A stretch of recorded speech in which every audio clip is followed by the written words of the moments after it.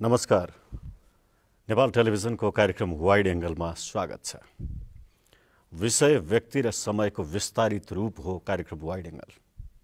आज हामी कार्यक्रम वाइड एंगलमा 72औं प्रजातन्त्र दिवसको विषयमा कुराकानी गर्नेछौँ। खास गरेर त्यसको सन्दर्भमा, त्यसको संघारमा हामी आइपुगेका छौँ। 2007 साल फागुन 7 गते नेपालमा पहिलो पटक 104 वर्षीय राणा शासनको अन्त्य भएर नागरिकले स्वतन्त्रता प्रत्याभूत गरेको दिनको रूपमा स्थापित छ, जसलाई हामी प्रजातन्त्र दिवस भनिन्छ। त्यही प्रजातन्त्र छोटो समयमा करिब 10 वर्ष पनि आफ्नो अवधि काम गर्न पाउँदा नपाउँदै त्यो बाल्यकालमै, शैशवकालमै 2017 साल पुस 1 गते निमोठियो। फेरि 30 वर्ष लामो राजनीतिक सङ्घर्षपछि 2046 साल चैत्र 26 गते नेपालमा प्रजातन्त्र पुनर्स्थापना भयो। समयक्रममा कहिले राजतन्त्रको नाममा, कहिले राजनीतिक दलहरूको विभिन्न महत्त्वाकांक्षा र अराजनीतिक गतिविधिका कारणले गर्दा नेपालमा पटक पटक स्थापित भएको प्रजातन्त्र कमजोर बन्दै पनि गएको छ र फेरि नेपाली जनताले, नेपाली नागरिकले पटक पटक सङ्घर्ष गर्न परेको इतिहास छ। 62-63 सालमा पनि एब्सोल्युट मोनार्कीको विरुद्धमा नेपाली जनताले आन्दोलन गरे। फलस्वरूप 2063 वैशाख 11 गते प्रतिनिधि सभाको पुनर्स्थापना भई अहिलेको विद्यमान सङ्घीय लोकतान्त्रिक गणतन्त्रको जग बस्यो र निरन्तर नेपाली जनता, प्रजा जनता हुँदै नागरिकको रूपमा स्थापित भए।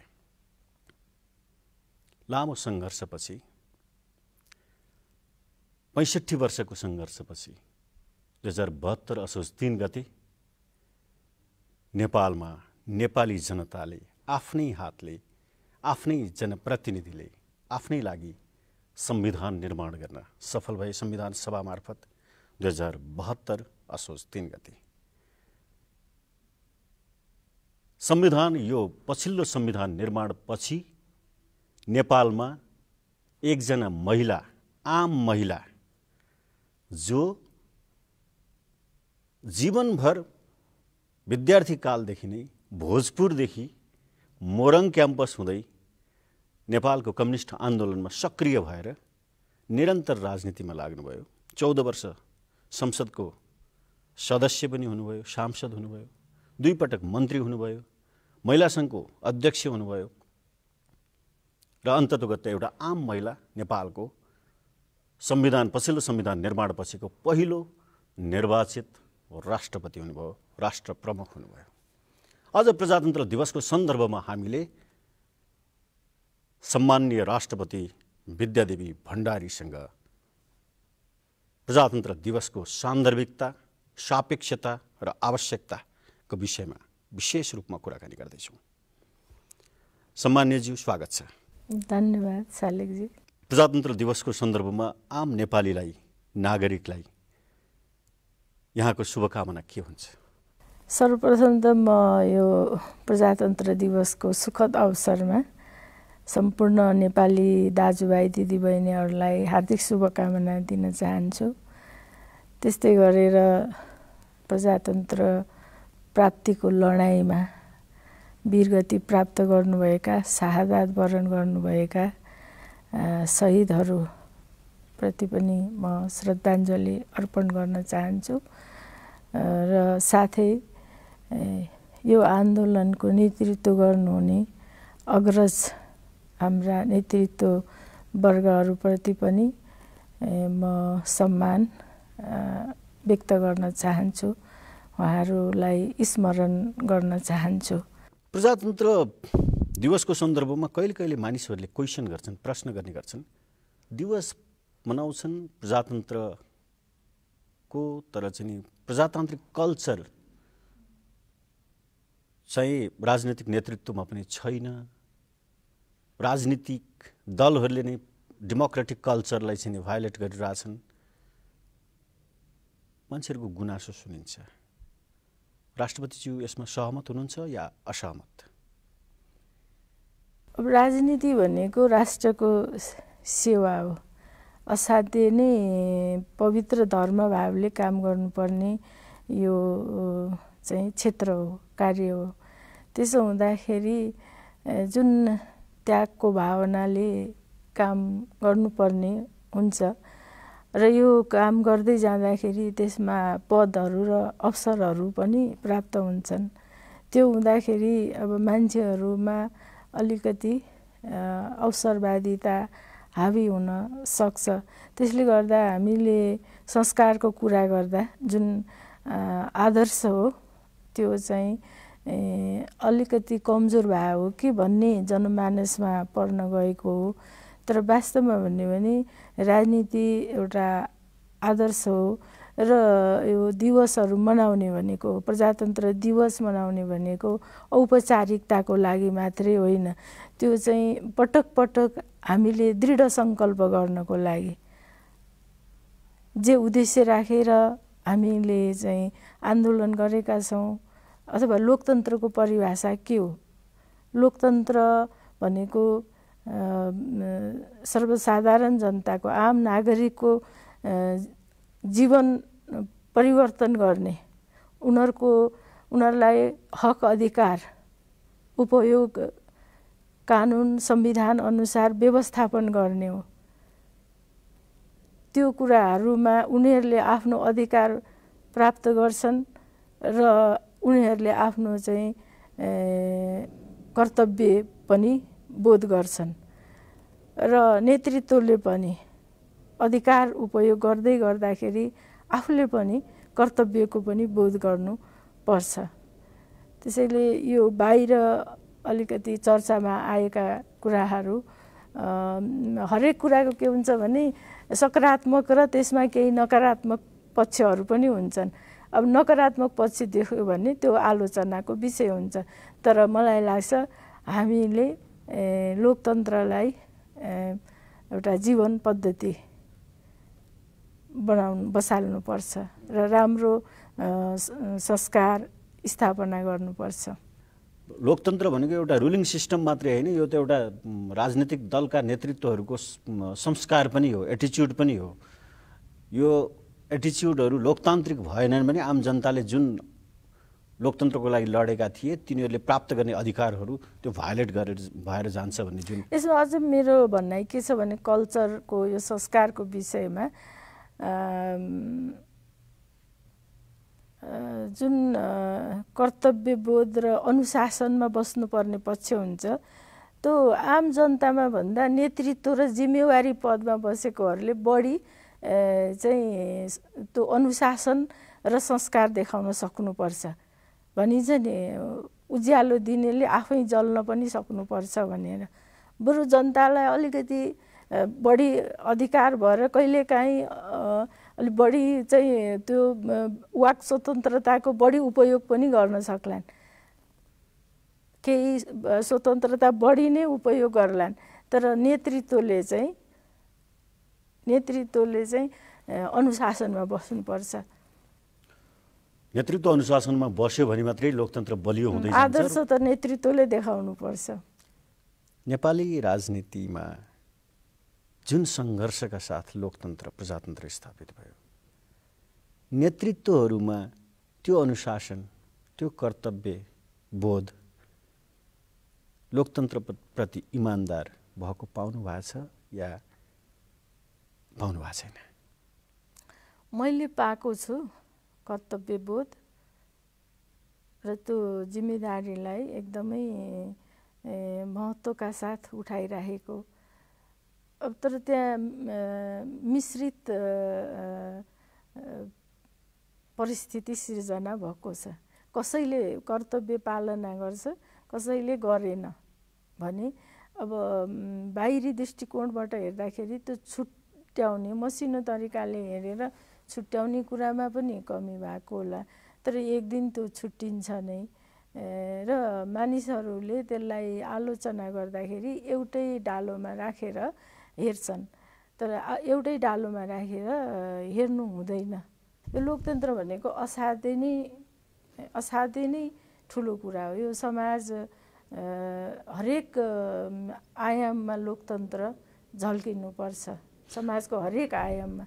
प्रजातन्त्र दिवसको सन्दर्भमा आम राजनीतिक नेतृत्वलाई प्रजातन्त्र प्राप्तिको लागि चाहिँ नि आम नेपाली नागरिकले गरेको सङ्घर्षलाई स्मरण गर्दै राष्ट्राध्यक्ष राष्ट्रको अभिभावक भएको हुनाले के अपिल गर्न चाहनुहुन्छ?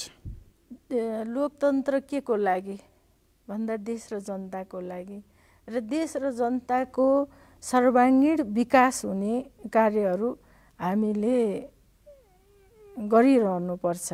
त्यसमा कुनै प्रकारको पनि अवरोध हुनु हुँदैन, र त्यस्तो प्रकारको कुनै अवरोध आउने स्थिति भयो भने नेतृत्ववर्गले, किनभने लोकतान्त्रिक पद्धतिमा चाहिँ बहुपार्टीहरू हुन्छन् र पार्टी एउटै पार्टीमा त फरक फरक विचारहरू हुनसक्छ भनेदेखि फरक पार्टीमा फरक विचार हुनसक्छ, तर राष्ट्रको सर्वोपरि हितलाई ध्यानमा राखेर मानिसहरूले नेतृत्वले काम गर्नुपर्छ जस्तो मलाई लाग्छ। किनभने व्यक्तिगत स्वार्थ अथवा पार्टीगत स्वार्थभन्दा राष्ट्रिय स्वार्थ चाहिँ माथि हुन्छ। राष्ट्रपतिज्यू एउटा आम महिला देशको राष्ट्राध्यक्ष हुनुहुन्छ। यो पनि लोकतन्त्रको सबैभन्दा ठुलो महत्त्वपूर्ण पाटो। आज हरेक नेपाली नागरिक छोराछोरी देशको राष्ट्राध्यक्ष हुन्छु भन्ने सपना देख्न पाउँछ। यो तपाईँहरूकै सङ्घर्ष, नेपाली नागरिकको सङ्घर्षका कारणले प्राप्त भएको छ। एउटा आम महिला देशको राष्ट्राध्यक्ष भइरहँदा नेपाली महिलाहरू, दूरदराजमा बसेका महिलाहरू जसले राष्ट्रपतिज्यूलाई टेलिभिजनमा देखेका हुन् या प्रत्यक्ष कार्यक्रम, सार्वजनिक कार्यक्रमहरूमा देखेका हुन्, तिनीहरूले आफूलाई हेरेर के सोच्ने, के कल्पना गर्ने? उही एकजना महिला राष्ट्रपति हुनुहुन्छ मात्रै देख्ने कि म कहाँ छु र मेरो प्रोजेक्सन के हो भनेर सँगसँगै देख्ने? के लाग्छ यहाँलाई? उनीहरूले म भित्र मलाई हेर्दाखेरि उनीहरूले चाहे दूरदराज कर्णालीमा बसेका महिलाहरू हुन् अथवा कपिलवस्तुमा बसेका महिलाहरू हुन्, चाहे धनुषा महोत्तरी जहाँ बसेका महिलाहरू भए पनि, चाहे पश्चिमको बैतडी, चाहे पूर्वको ताप्लेजुङ, उनीहरूले मेरो अनुहारमा आफूलाई आफ्नो भावना प्रतिबिम्बित भएको देख्न सक्नुपर्छ जस्तो मलाई लाग्छ। बडो इमोसनल एन्सर आयो। त्यस्तो लाग्छ मलाई। म पहिलादेखि नै त्यही सोचिरहन्थेँ। प्रत्येक महिलाले आज महिलाको मात्रै होइन, नेपाली नागरिक हुन् अथवा मानवीय हिसाबले, मानव सभ्यताको हिसाबले भन्ने हो भने त म संसारलाई नै एउटै आँखाले हेर्छु। अब नेपाली भएर हामी सोच्दाखेरि नेताभित्र, नेताको छविमा प्रत्येक नागरिकले आफ्नो छाया, छवि देख्न पाउनुपर्छ, अनि न उसलाई नेतृत्वप्रति विश्वास हुन्छ। प्रत्येक नेपाली नागरिकले आफ्नो नेतामा आफूलाई सँगसँगै देख्यो भने मात्रै त्यो अपनत्व हुन्छ। त्यस्तो लाग्छ। देख्नुपर्ने त्यो देखाउन सक्ने नेताहरूको त्यो क्षमता पनि हुनुपर्छ। कसरी त्यो क्षमता हुन्छ? त्याग, तपस्या, बलिदान, राष्ट्रिय मुद्दाहरूमा, जनताका मुद्दाहरूमा त्यो ढङ्गले काम गरेको हुनु पर्यो, ढोङ हुनु भएन। सामान्य राष्ट्रपतिज्यूसँग मैले यो अहिलेको कुराकानी गर्दाखेरिमा के लाग्यो भने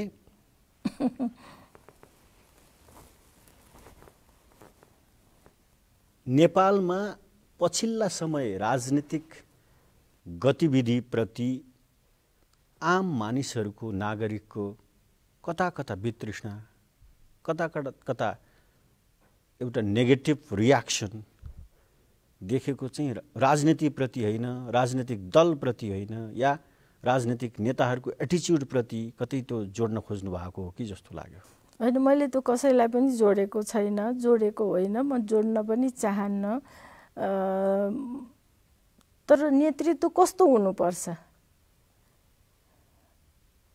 भन्दाखेरि जनताको भावनालाई पूर्ण रूपमा समाउने हैन त्यो देखिन सक्ने हुनुपर्छ।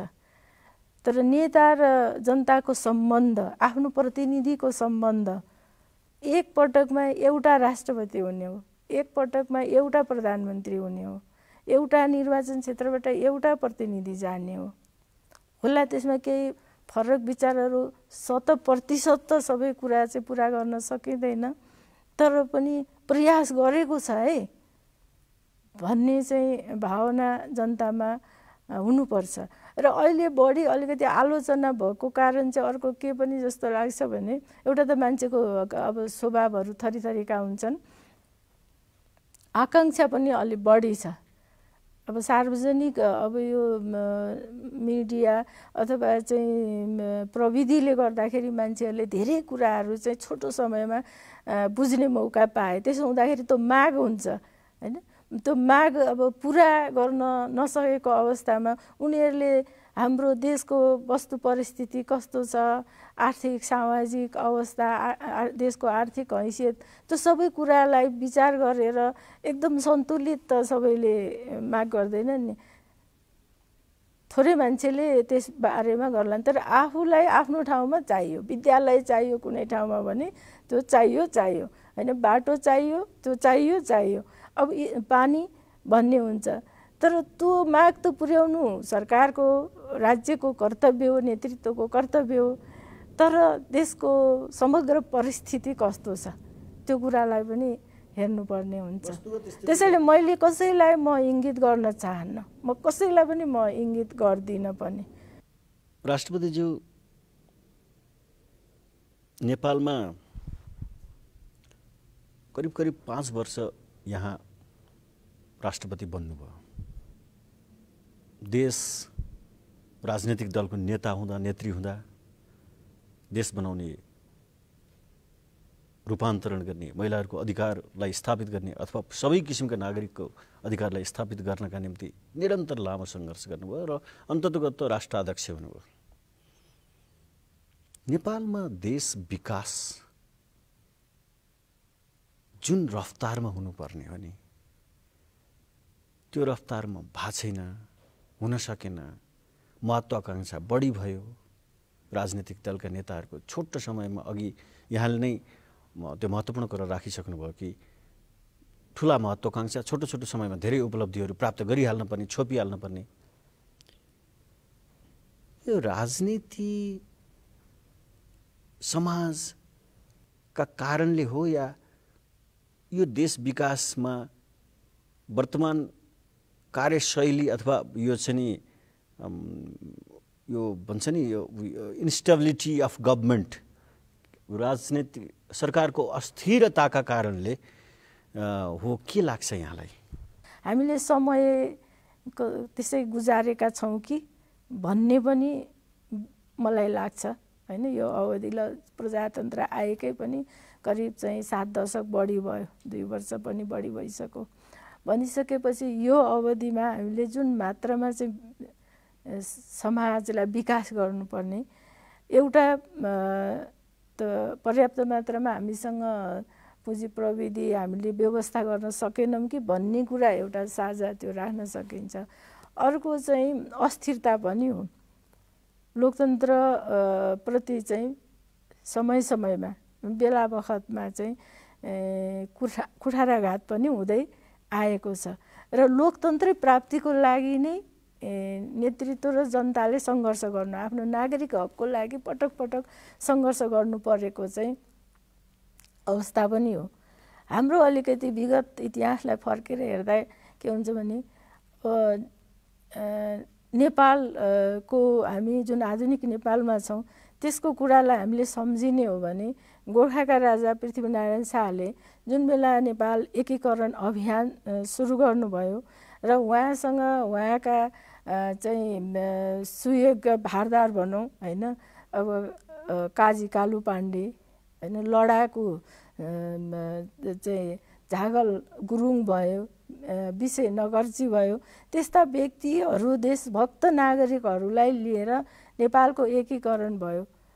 केही समय त्यो समय लाग्यो। फेरि त्यही बेलामा अङ्ग्रेजसँग चाहिँ हाम्रो राष्ट्रिय अखण्डताको लागि अथवा नेपाल एकीकरण गर्नको लागि, एकीकरण जोगाउनको लागि पनि चाहिँ झन्डै 70 वर्षभन्दा बढी त्यतिखेर नै युद्ध गर्नु पर्यो, लडाइँ लड्नु पर्यो।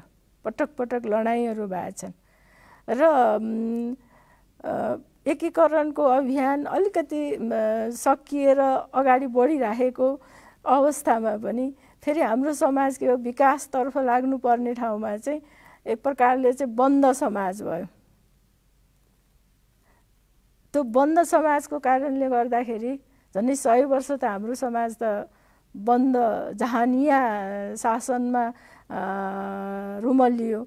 त्यसले गर्दाखेरि अपेक्षित विकास पनि हुन सकेन।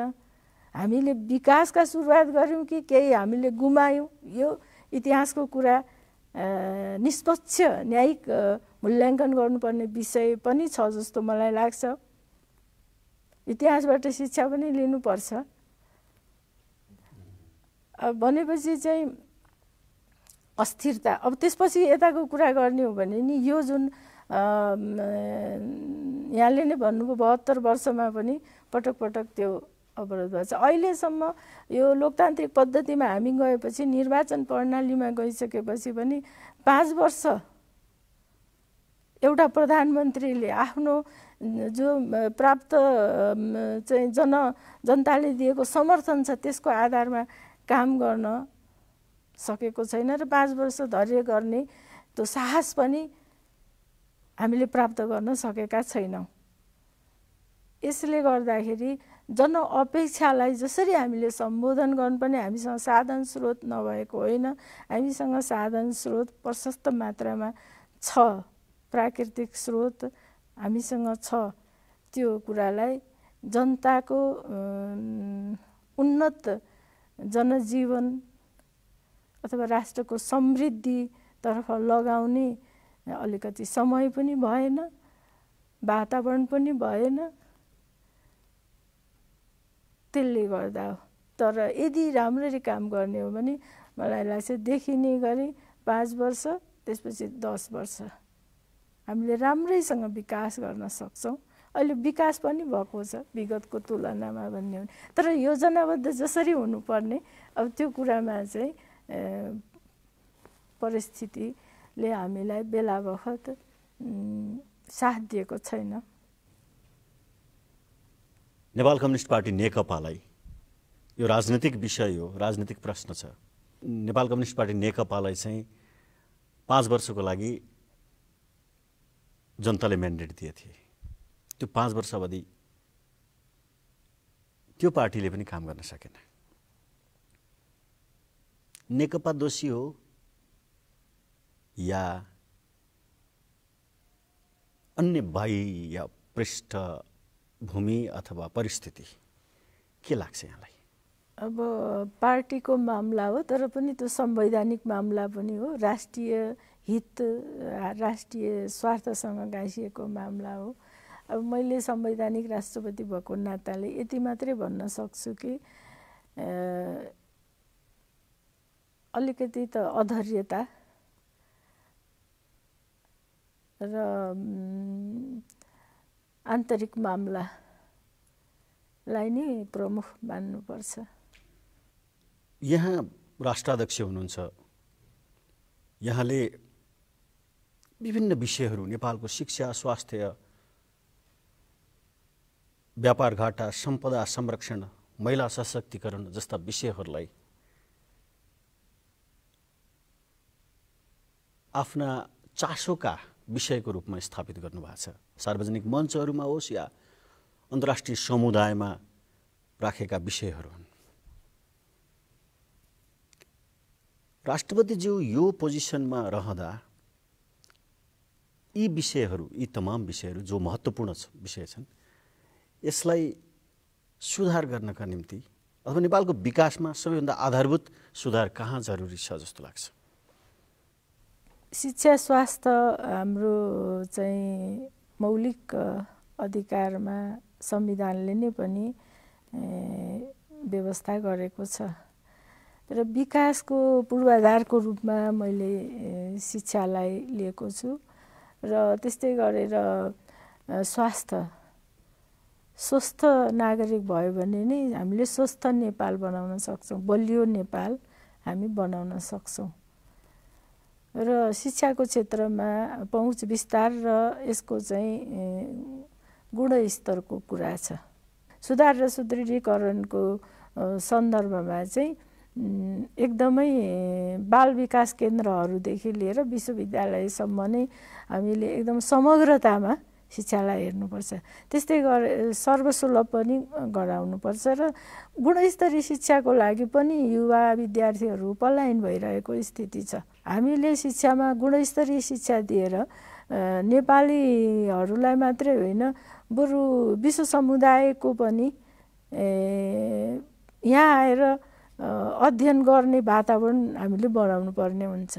स्वास्थ्यको क्षेत्रमा पनि हामीले चाहिँ स्वास्थ्यको लागि धेरै काम गर्नुपर्ने हुन्छ, सर्वसुलभ पनि बनाउनु पर्ने हुन्छ।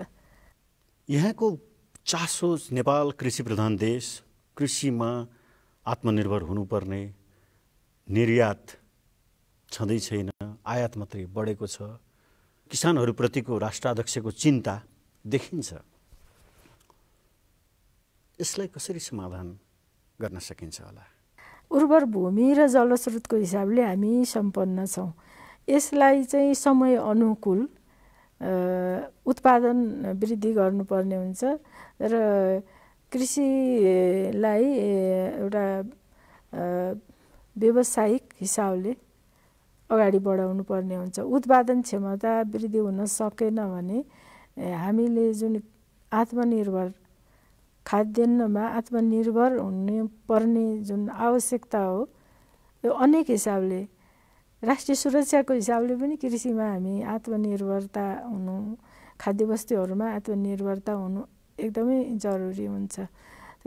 तर त्यसमा पनि ठुलो मात्रामा हाम्रो चाहिँ आयात भइरहेको अवस्था हो र कृषिलाई चाहिँ आधुनिकीकरण गर्न सकेको खण्डमा, कृषिलाई जोड दिएको खण्डमा र खास गरेर जुन सहुलियत बढी नगदमा बाँड्ने भन्दा पनि पूर्वाधारमा हामीले जस्तो बाटोको पहुँच नभए ठाउँमा बाटो बनाइदिने होइन, समयमा हामीले चाहिँ कृषकहरूलाई तालिम दिनुपर्ने हुन्छ, मल बिउ समयमा उपलब्ध गराउनु पर्ने हुन्छ, सिँचाइको सुविधा र जुन कृषि उपकरणहरू हुन्छ त्यो व्यवस्था गरिदिने र उनीहरूको उत्पादनमा चाहिँ हामीले अनुदान बरु लगानी गर्ने, त्यो हिसाबले गर्यो भनेदेखि कृषिमा उत्पादन बढाउन सकिन्छ। अहिले कृषिमा भएको जो लगानी छ,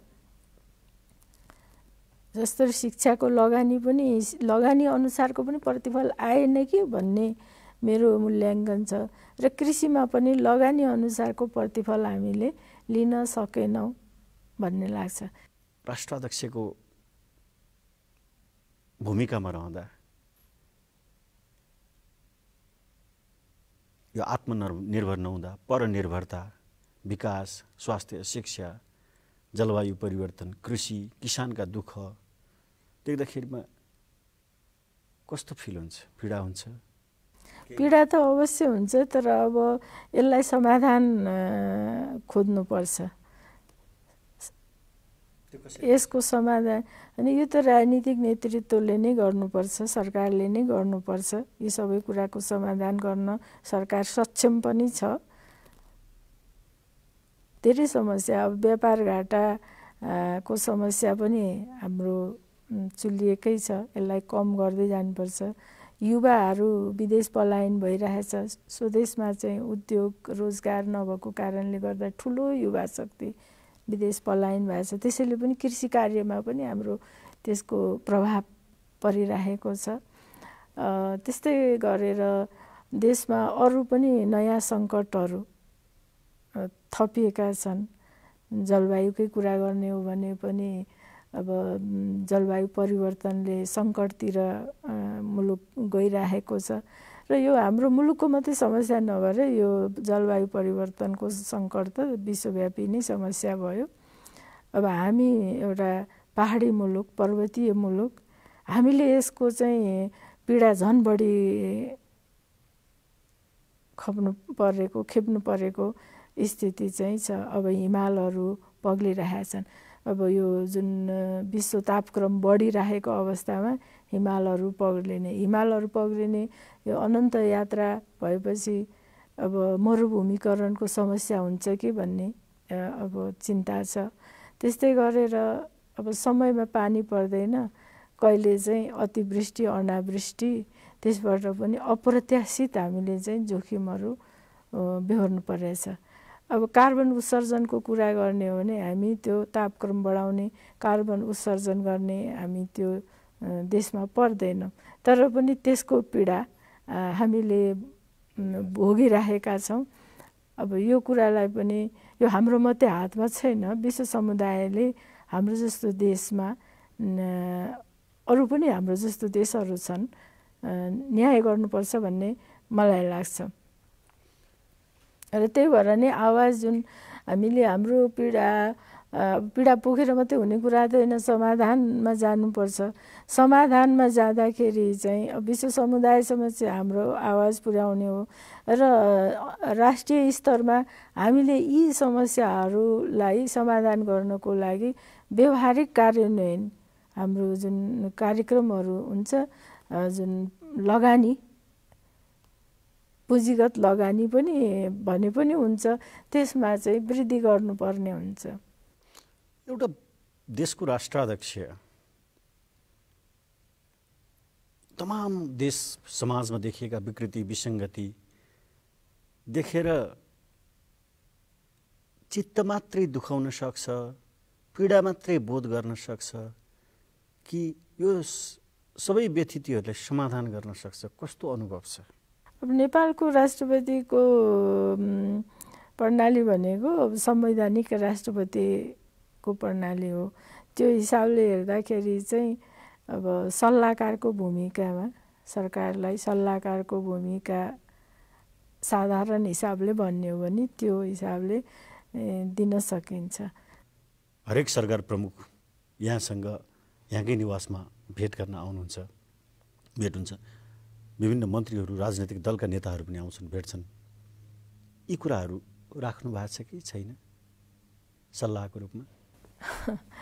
प्रधानमन्त्रीसँग नै हाम्रो बढी कुरा हुने हो होइन। र अब सम्बन्धित जस्तो राजनीतिक अस्थिरताको कुरा छ भनेपछि कसको भूमिका हुन्छ, त्यो भूमिकामा भर पर्ने कुरा हुन्छ, कुरा गर्न पनि सकिन्छ त्यस्तोमा। तर देशको मूल समस्या समाधान गर्ने भनेको त सरकारले नै हो, प्रधानमन्त्रीले नै हो। राष्ट्रपतिले धेरैसँग कुरा गर्ने भन्दा पनि मुख्यतः प्रधानमन्त्रीसँग नै कुरा हुन्छ र मैले आफ्नो सल्लाह सुझाव समयमा प्रधानमन्त्रीलाई दिने हो। त्यो सल्लाह कार्यान्वयन भए जस्तो लाग्छ या यसको टिप्पणी गर्न मिल्छ? होइन, कार्यान्वयन कतिपय हदमा हुन्छ भने, जस्तो अब समग्र नीति कार्यक्रम, नीतिगत कुरा छन् भने नीति कार्यक्रम मार्फत ती कुराहरू कहिलेकाहीँ प्रतिबिम्बित हुन्छन्। बजेट, नीति कार्यक्रमकै मार्गदर्शनमा बजेट बन्छ, बजेटलाई उहाँहरूले नै कार्यान्वयन गर्ने हो, सरकारले कार्यान्वयन गर्ने हो, त्यसमा प्रभाव पर्छ। तर के हुन्छ भने स्टेक होल्डर धेरै हुन्छन् नि त, कहिलेकाहीँ एकजनाले चाहेर मात्रै पनि काम नहुन सक्छ। एउटा राष्ट्रपति कुनै एउटा पोलिटिकल पार्टी, राजनीतिक दलबाट राष्ट्रपति भन्छ, नेपालको त्यस्तो छ अहिलेसम्मको चलन। राष्ट्रपति भइसकेपछि त्यही पुरानै दलप्रति बढी माया हुन्छ या होइन, एउटा न्युट्रालिटी? राष्ट्रपति कुन दलबाट आयो, कुन समुदायबाट आयो, कुन लैङ्गिक समुदायबाट आयो, कुन भेगबाट आयो भन्ने कुरा प्रमुख होइन। राष्ट्रपतिले राष्ट्रपतिको मर्यादा र त्यो परिधि संविधानले व्यवस्था गरेको कर्तव्यभित्र रहेर काम गर्नुपर्छ र राष्ट्रपतिलाई संविधानको पालक संरक्षकको रूपमा संविधानले राष्ट्रिय एकता प्रवर्धन गर्ने भनेर ठुलो अधिकार दिएको छ।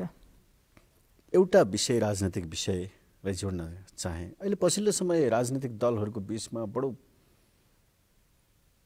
महाभियोगको चाहिँ विषय उठेको छ। प्रधान न्यायाधीश विरुद्ध महाभियोग, त्यसपछि फेरि दर्ता भइसक्यो, त्यसपछि फेरि त्यसका काउन्टर महाभियोगहरूको पनि चर्चा सुनियो। यो विषयलाई राष्ट्राध्यक्षले सुन्दा, देख्दा, हेर्दा कसरी बुझेको छ? यो कुरा सुन्दा, हेर्दा, देख्दा राम्रो लाग्ने कुरा होइन सालेकजी। म संवैधानिक राष्ट्रपति भए तापनि देशमा एकदम असल परम्परा, असल नजिरहरू स्थापित होस् भन्ने चाहन्छु। तर सुन्दा प्रिय नलागे पनि हैन, देख्दा प्रिय नलागे पनि कहिलेकाहीँ त्यस्ता परिस्थितिहरू हुँदा रहेछन्। 2018 सालमा जन्मिनुभयो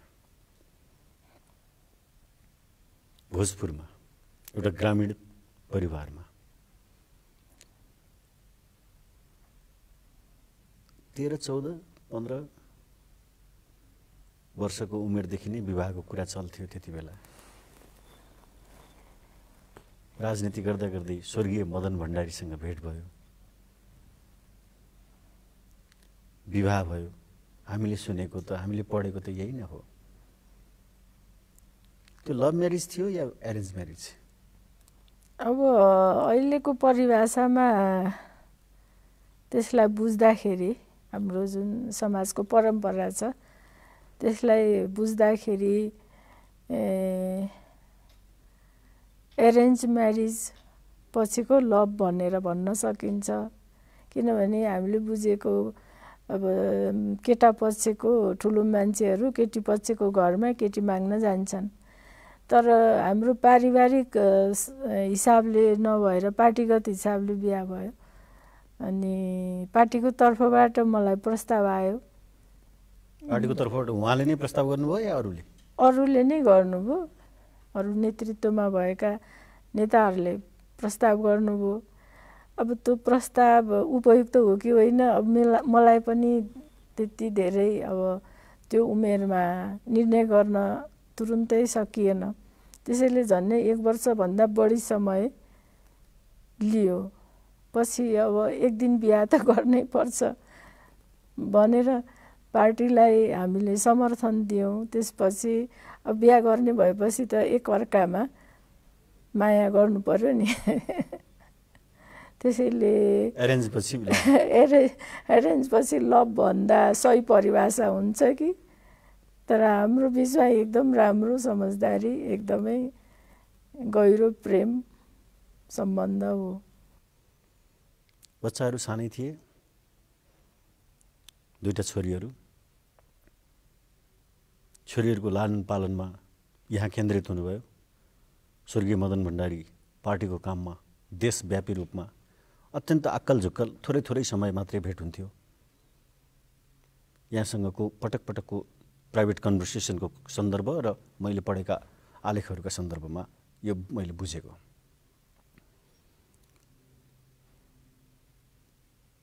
कस्तो थियो त्यति बेलाको जिन्दगी? अब यो पार्टी प्रतिबन्धित अवस्थाको त त्यो घाँटीमा तरबारै झुन्ड्याएको जस्तो हो हैन। कतिखेर त तरबार घाँटीमा खस्छ, कुनै ठेगान थिएन। एकचोटि छुटेपछि फेरि कहिले भेट हुन्छ हुँदैन, ठेगान थिएन। यसो छेउछेउमा पुलिसहरू हिँड्यो भने पनि के घटना हुन लाग्यो कि भनेर हैन। अब हामी अपेक्षा त शुभ समाचारकै गर्छौँ, तर कहिलेकाहीँ अब अशुभ पनि हुनसक्छ। त्यो त्रासको अवस्था थियो।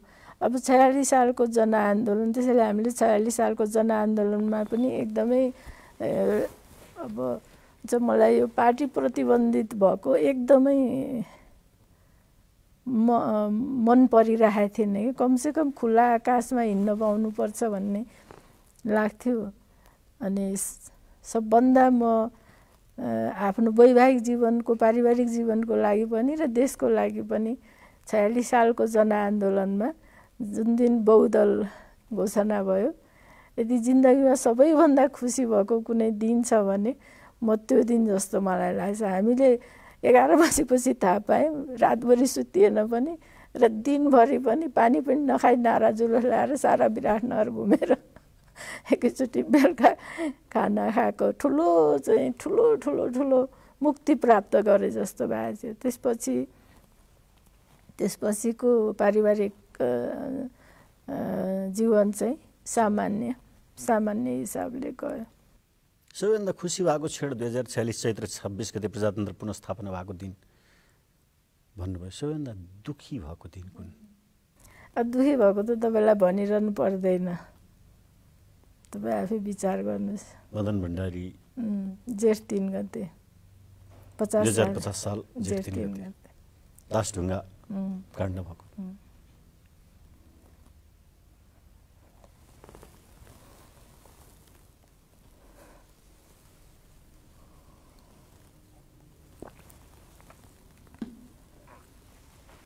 स्वर्गीय मदन भण्डारीले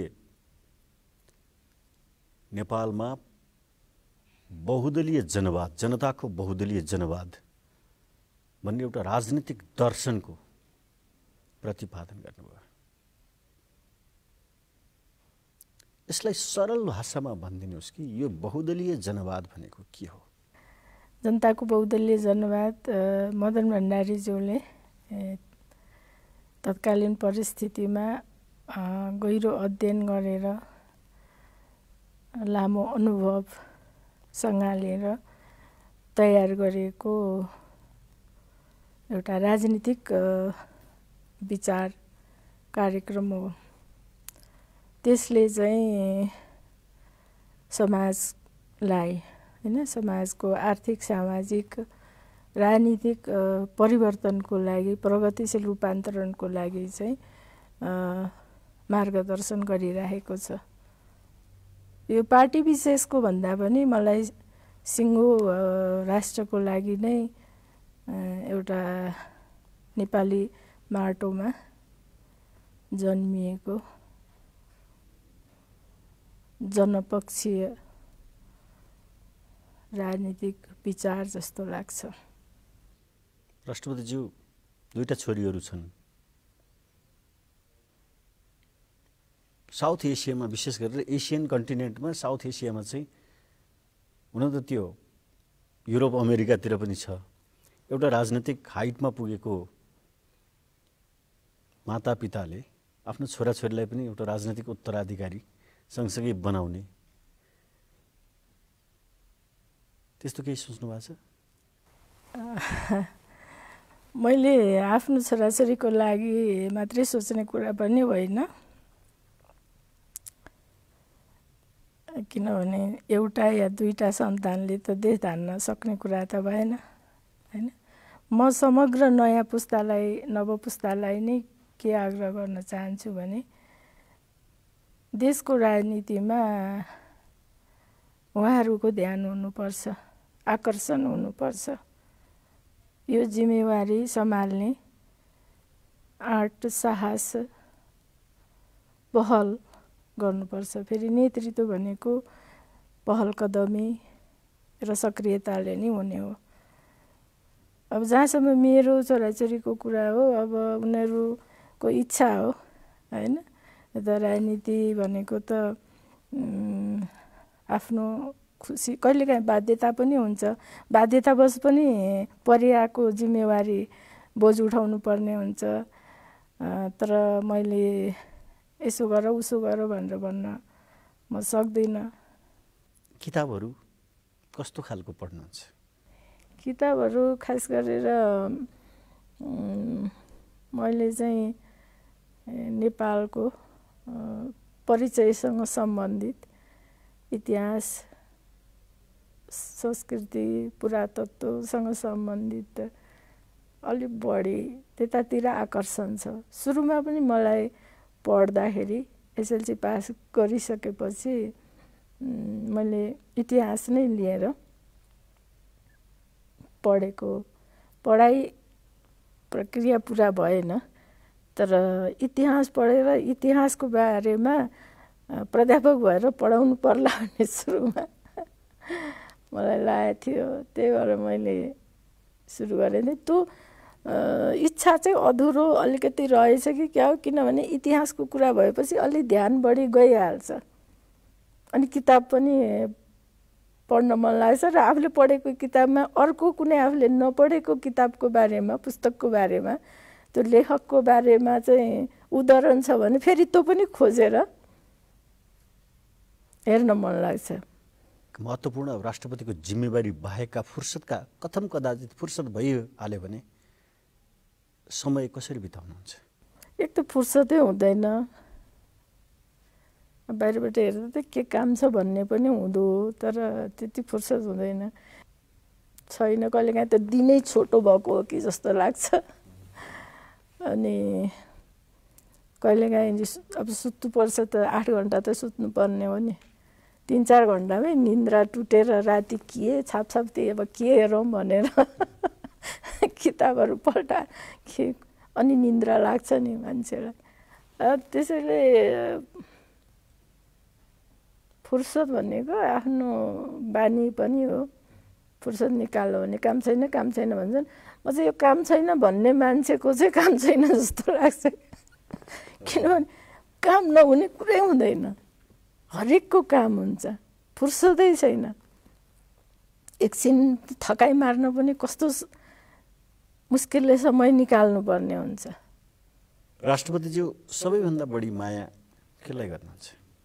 सबभन्दा बढी माया, पहिलो माया आफ्नो देश र जनतालाई। नेपाल टेलिभिजनको कार्यक्रम वाइड एङ्गलमा यो समय दिएर हामीलाई यो अन्तर्वार्ता लिने मौका दिनुभएकोमा राष्ट्रपतिज्यूलाई धेरै धेरै धन्यवाद। हुन्छ, तपाईँलाई नि धन्यवाद। अब मेरो नेपाल टेलिभिजनलाई यो सुझाव छ कि यो राष्ट्रको सञ्चार, विकासको लागि सञ्चार भनेको छ, समग्र राष्ट्रको सञ्चार बन्न सकोस्, मेरो शुभेच्छा छ। आदरणीय दर्शकहरू, आज हामी कार्यक्रम वाइड एङ्गलमा प्रजातन्त्र दिवसको सन्दर्भ पारेर नेपालको पहिलो महिला राष्ट्रपति श्रीमती विद्यादेवी भण्डारीसँग प्रजातन्त्र, लोकतन्त्र, समाज, राजनीति, समाजलाई हेर्ने राजनीतिक दलका नेताहरूको दृष्टिकोण, व्यवहार, सिद्धान्त र केही वैयक्तिक जीवनका महत्त्वपूर्ण पाटाहरूसँग रहेर कुराकानी गऱ्यौँ। कार्यक्रम वाइड एङ्गल आजलाई यति नै। हामी सबैलाई बिदा दिनुहोस्। नमस्कार।